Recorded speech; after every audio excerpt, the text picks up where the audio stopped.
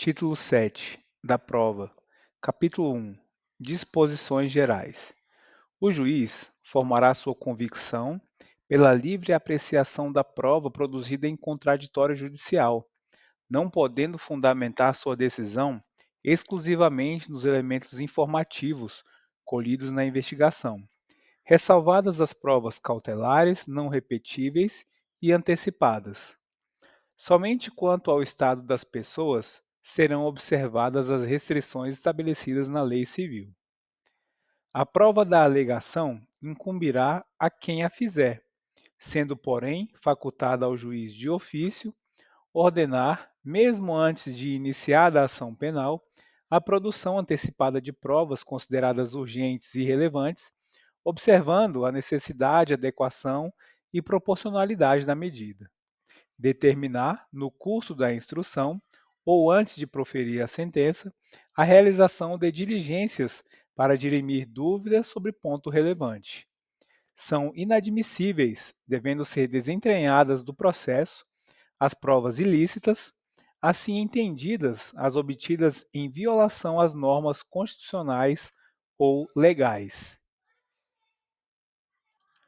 São também inadmissíveis as provas derivadas das ilícitas, salvo quando não evidenciado o nexo de causalidade entre umas e outras, ou quando as derivadas puderem ser obtidas por uma fonte independente das primeiras. Considera-se fonte independente aquela que, por si só, seguindo os trâmites típicos e de praxe próprios da investigação ou instrução criminal, seria capaz de conduzir ao fato objeto da prova.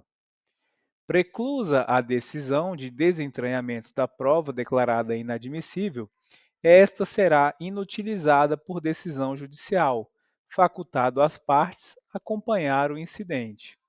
O juiz, que conhecer do conteúdo da prova declarada inadmissível, não poderá proferir a sentença ou acórdão. Capítulo 2 do exame de corpo de delito, da cadeia de custódia e das perícias em geral.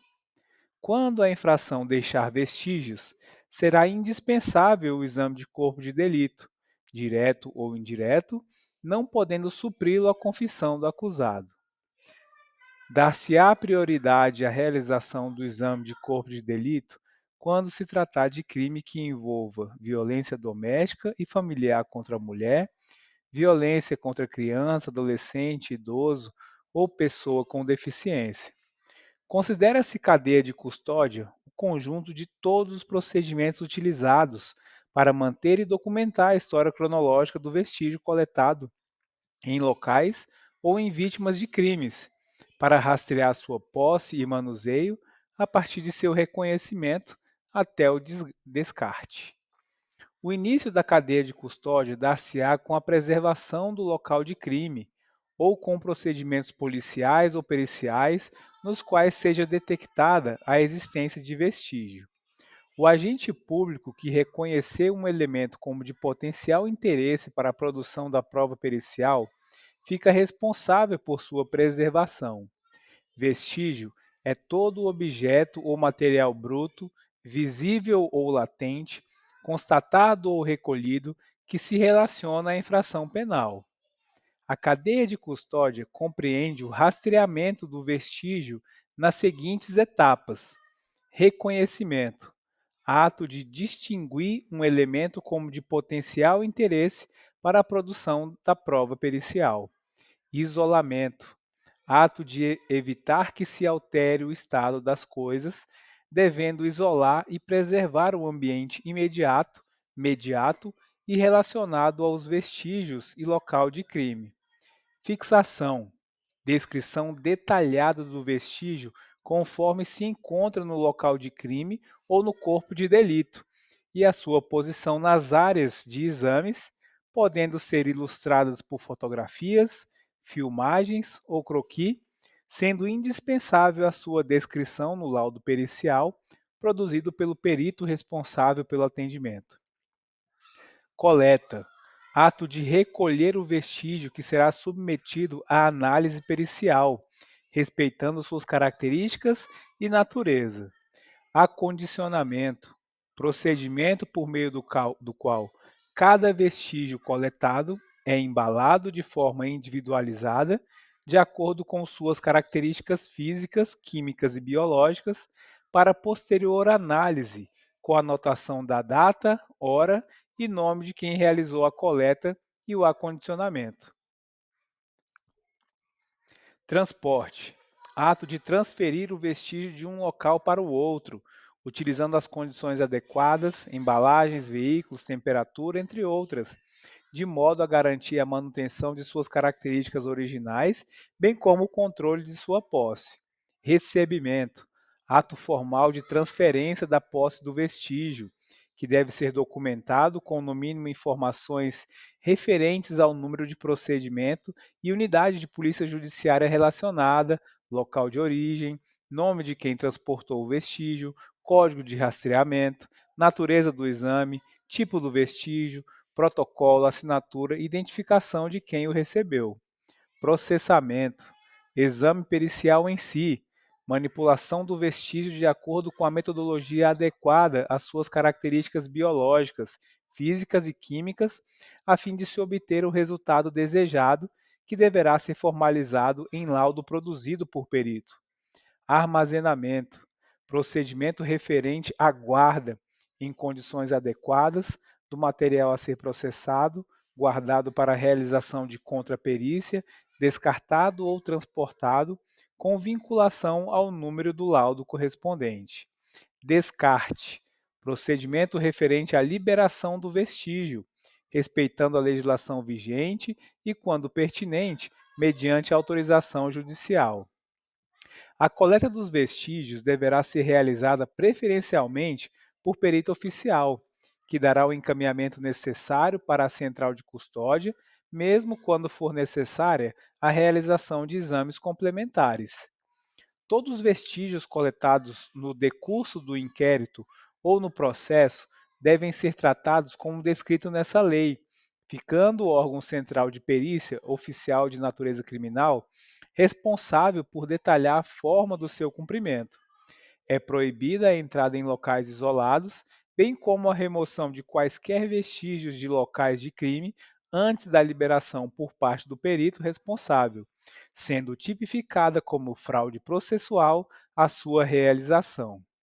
O recipiente para acondicionamento do vestígio será determinado pela natureza do material. Todos os recipientes deverão ser selados com lacres, com numeração individualizada, de forma a garantir a inviolabilidade e a idoneidade do vestígio durante o transporte. O recipiente deverá individualizar o vestígio, preservar suas características, impedir contaminação e vazamento, ter grau de resistência adequado e espaço para registro de informações sobre o seu conteúdo. O recipiente só poderá ser aberto pelo perito que vai proceder à análise e motivadamente por pessoa autorizada. Após cada rompimento de lacre, deve-se fazer constar na ficha de acompanhamento de vestígio o nome e a matrícula do responsável, a data, o local, a finalidade, bem como as informações referentes ao novo lacre utilizado. O lacre rompido deverá ser acondicionado no interior do novo recipiente. Todos os institutos de criminalística deverão ter uma central de custódia destinada à guarda e controle de vestígios, e sua gestão deve ser vinculada diretamente ao órgão central de perícia oficial de natureza criminal. Toda central de custódia deve possuir os serviços de protocolo, com local para conferência, recepção, devolução de materiais e documentos, possibilitando a seleção, a classificação e a distribuição de materiais, devendo ser um espaço seguro e apresentar condições ambientais que não interfiram nas características do vestígio. Na central de custódia, a entrada e a saída de vestígio deverão ser protocoladas, consignando-se informações sobre a ocorrência no inquérito que a eles se relacionam. Todas as pessoas que tiverem acesso ao vestígio armazenado deverão ser identificadas e deverão ser registradas a data e a hora do acesso. Por ocasião da tramitação do vestígio armazenado, todas as ações deverão ser registradas, consignando-se a identificação do responsável pela tramitação, a destinação, a data e o horário da ação. Após a realização da perícia, o material deverá ser devolvido à central de custódia, devendo nela permanecer. Caso a central de custódia não possua espaço ou condições de armazenar determinado material, deverá a autoridade policial ou judiciária determinar as condições de depósito do referido material em local diverso, mediante requerimento do diretor do órgão central de perícia oficial de natureza criminal. O exame de corpo de delito e outras perícias serão realizados por perito oficial, portador de diploma de curso superior. Na falta de perito oficial, o exame será realizado por duas pessoas idôneas, portadoras de diploma de curso superior, preferencialmente na área específica, dentre as que tiverem habilitação técnica relacionada com a natureza do exame. Os peritos não oficiais prestarão compromisso de bem e fielmente desempenhar o cargo. Serão facultadas ao Ministério Público, ao assistente de acusação, ao ofendido, ao querelante e ao acusado a formulação de quesitos e indicação de assistente técnico. O assistente técnico atuará a partir de sua admissão pelo juiz e após a conclusão dos exames e elaboração do laudo pelos peritos oficiais, sendo as partes intimadas dessa decisão. Durante o curso do processo judicial, é permitido às partes, quanto à perícia, requerer a oitiva dos peritos para esclarecerem a prova ou para responderem a quesitos, desde que o mandado de intimação e os quesitos ou questões a serem esclarecidas sejam encaminhados com antecedência mínima de 10 dias, podendo apresentar as respostas em laudo complementar, indicar assistentes técnicos que poderão apresentar pareceres em prazo a ser fixado pelo juiz ou ser inquiridos em audiência. Havendo requerimento das partes, o material probatório que serviu de base à perícia será disponibilizado no ambiente do órgão oficial, que manterá sempre sua guarda e na presença de perito oficial para exame pelos assistentes, salvo se for impossível a sua conservação. Tratando-se de perícia complexa, que abranja mais de uma área de conhecimento especializado, poder-se-á designar a atuação de mais de um perito oficial e a parte indicar mais de um assistente técnico. Os peritos elaborarão o laudo pericial, onde descreverão minuciosamente o que examinarem e responderão aos quesitos formulados. O laudo pericial será elaborado no prazo máximo de 10 dias, podendo este prazo ser prorrogado em casos excepcionais a requerimento dos peritos. O exame de corpo de delito poderá ser feito em qualquer dia e a qualquer hora. A autópsia será feita pelo menos 6 horas depois do óbito, salvo se os peritos, pela evidência dos sinais de morte, julgarem que possa ser feita antes daquele prazo, o que declararão no auto. Nos casos de morte violenta, bastará o simples exame externo do cadáver, quando não houver infração penal que apurar ou quando as lesões externas permitirem precisar a causa da morte e não houver necessidade de exame interno para verificação de alguma circunstância relevante. Em caso de exumação para exame cadavérico, a autoridade providenciará para que, em dia e hora previamente marcados, se realize a diligência da qual se lavrará auto circunstanciado. O administrador do cemitério público ou particular indicará o lugar da sepultura, sob pena de desobediência. No caso de recusa ou de falta de quem indique a sepultura, ou de encontrar-se o cadáver em lugar não destinado a inumações, a autoridade procederá às pesquisas necessárias, o que tudo constará do auto. Os cadáveres serão sempre fotografados na posição em que forem encontrados, bem como, na medida do possível, todas as lesões externas e vestígios deixados no local do crime. Para representar as lesões encontradas no cadáver, Os peritos, quando possível, juntarão ao laudo do exame provas fotográficas, esquemas ou desenhos devidamente rubricados. Havendo dúvida quanto à identidade do cadáver exumado, proceder-se-á ao reconhecimento pelo Instituto de Identificação e Estatística ou repartição congênere, ou pela inquirição de testemunhas, lavrando-se auto de reconhecimento e de identidade, no qual se descreverá o cadáver com todos os sinais e indicações. Em qualquer caso, serão arrecadados e autenticados todos os objetos encontrados que possam ser úteis para a identificação do cadáver. Não sendo possível o exame de corpo de delito, por haverem desaparecido os vestígios, a prova testemunhal poderá suprir-lhe a falta. Em caso de lesões corporais, se o primeiro exame pericial tiver sido incompleto, proceder-se-á a exame complementar por determinação da autoridade policial ou judiciária, de ofício ou a requerimento do Ministério Público, do ofendido ou do acusado ou de seu defensor. No exame complementar, os peritos terão presente o auto de corpo de delito, a fim de suprir-lhe a deficiência ou retificá-lo. Se o exame tiver por fim precisar a classificação do delito, no artigo 129, parágrafo 1º, inciso 1 do Código Penal, deverá ser feito logo que decorra o prazo de 30 dias contado da data do crime. A falta de exame complementar poderá ser suprida pela prova testemunhal. Para o efeito de exame do local onde houver sido praticada a infração, a autoridade providenciará imediatamente para que não se altere o estado das coisas até a chegada dos peritos, que poderão instruir seus laudos com fotografias, desenhos ou esquemas elucidativos.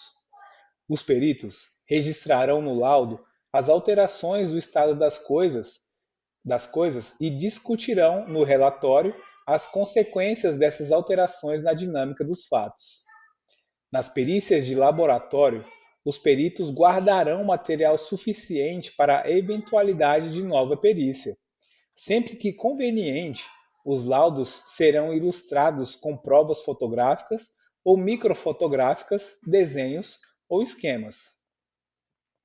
Nos crimes cometidos com destruição ou rompimento de obstáculo à subtração da coisa, ou por meio de escalada, os peritos, além de descrever os vestígios, indicarão com que instrumentos, por que meios e em que época presumem ter sido o fato praticado. Proceder-se-á, quando necessário, à avaliação de coisas destruídas, deterioradas ou que constituam produto do crime. Se impossível a avaliação direta, os peritos procederão à avaliação por meio dos elementos existentes nos autos e dos que resultarem de diligências. No caso de incêndio, os peritos verificarão a causa e o lugar em que houver começado, o perigo que dele tiver resultado para a vida ou para o patrimônio alheio, a extensão do dano e o seu valor e as demais circunstâncias que interessarem a elucidação do fato. No exame para o reconhecimento de escritos por comparação de letra, observar-se-á o seguinte: a pessoa a quem se atribua ou se possa atribuir o escrito será intimada para o ato se for encontrada. Para a comparação, poderão servir quaisquer documentos que a dita pessoa reconhecer ou já tiverem sido judicialmente reconhecidos como de seu punho, ou seja, ou sobre cuja autenticidade não houver dúvida. A autoridade, quando necessário, requisitará para o exame os documentos que existirem em arquivos ou estabelecimentos públicos, ou nestes realizará a diligência se daí não puderem ser retirados. Quando não houver escritos para comparação ou forem insuficientes os exibidos, a autoridade mandará que a pessoa escreva o que for ditado. Se estiver ausente a pessoa, mas em lugar certo, esta última diligência poderá ser feita por precatória, em que se consignarão as palavras que a pessoa será intimada a escrever. Serão sujeitos a exame os instrumentos empregados para a prática da infração, a fim de se lhes verificar a natureza e a eficiência. A autoridade e as partes poderão formular quesitos até o ato da diligência. No exame por precatória, a nomeação dos peritos far-se-á no juízo deprecado. Havendo, porém, no caso de ação privada, acordo das partes, essa nomeação poderá ser feita pelo juiz deprecante. Os quesitos do juiz e das partes serão transcritos na precatória. No caso do artigo 159, o exame será requisitado pela autoridade ao diretor da repartição, juntando-se ao processo o laudo assinado pelos peritos. No caso do parágrafo 1º do artigo 159, o escrivão lavrará o auto respectivo, que será assinado pelos peritos e, se presente ao exame, também pela autoridade. No caso do artigo 160, parágrafo único, o laudo, que poderá ser datilografado, será subscrito e rubricado em suas folhas por todos os peritos. Se houver divergência entre os peritos, serão consignadas no auto do exame as declarações e respostas de um e de outro, ou cada um redigirá separadamente o seu laudo, e a autoridade nomeará um terceiro. Se esse divergir de ambos, a autoridade poderá mandar proceder a novo exame por outros peritos. No caso de inobservância de formalidades, ou no caso de omissões, obscuridades ou contradições, a autoridade judiciária mandará suprir a formalidade complementar ou esclarecer o laudo. A autoridade poderá também ordenar que se proceda a novo exame por outros peritos, se julgar conveniente. O juiz não ficará adstrito ao laudo, podendo aceitá-lo ou rejeitá-lo no todo ou em parte. Nos crimes em que não couber ação pública, observar-se-á o disposto no artigo 19. Salvo o caso de exame de corpo de delito, o juiz ou autoridade policial negará a perícia requerida pelas partes, quando não for necessária ao esclarecimento da verdade. Capítulo 3. Do interrogatório do acusado. O acusado que comparecer perante a autoridade judiciária no curso do processo penal será qualificado e interrogado na presença de seu defensor, constituído ou nomeado. O interrogatório do réu preso será realizado em sala própria do estabelecimento em que estiver recolhido, desde que estejam garantidas a segurança do juiz, do membro do Ministério Público e dos auxiliares, bem como a presença do defensor e a publicidade do ato.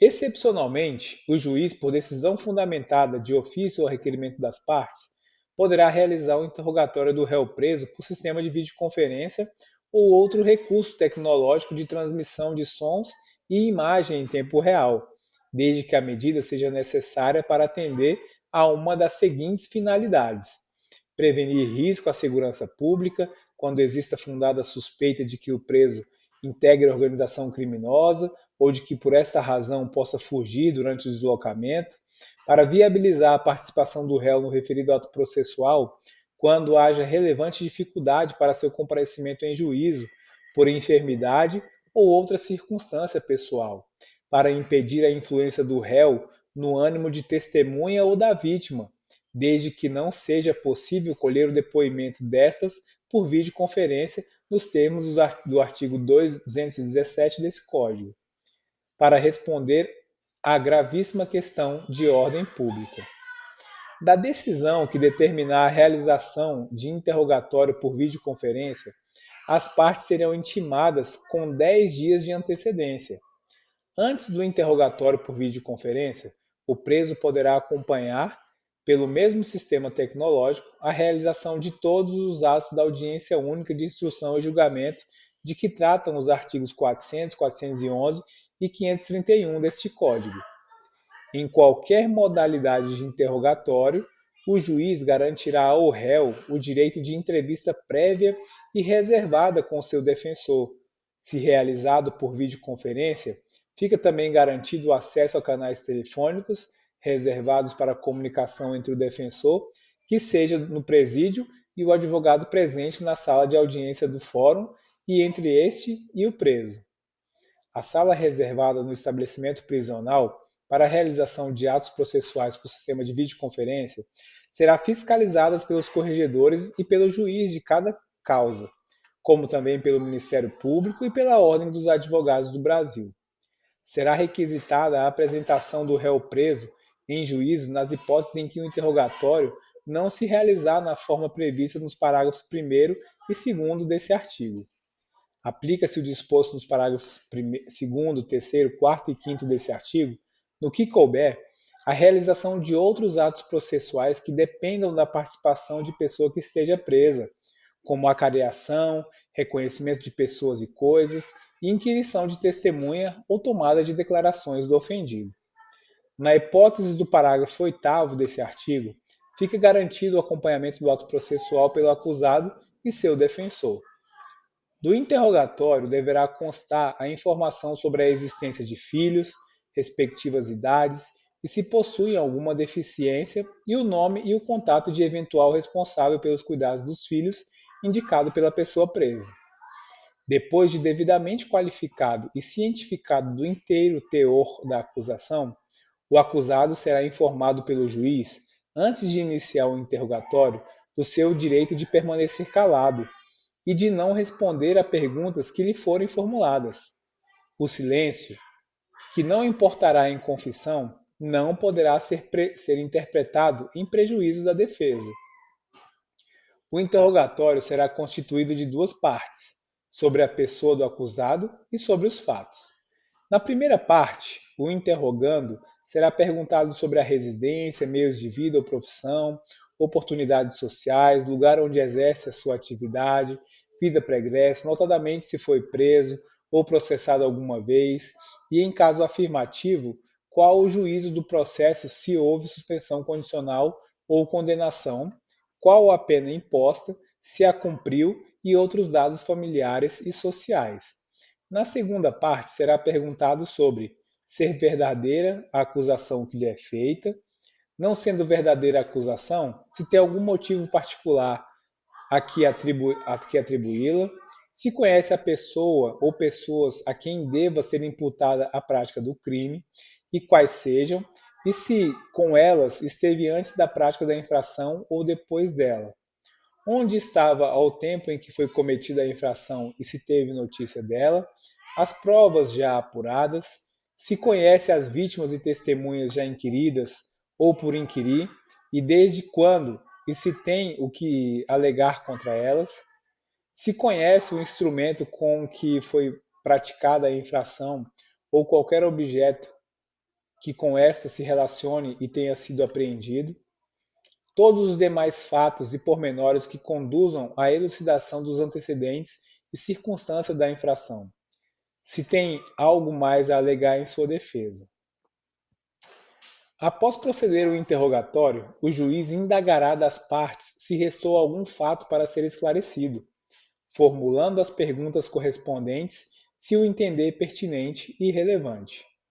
Se o interrogando negar a acusação no todo ou em parte, poderá prestar esclarecimentos e indicar provas. Se confessar a autoria, será perguntado sobre os motivos e circunstâncias do fato e se outras pessoas concorrem para a infração e quais sejam. Havendo mais de um acusado, serão interrogados separadamente.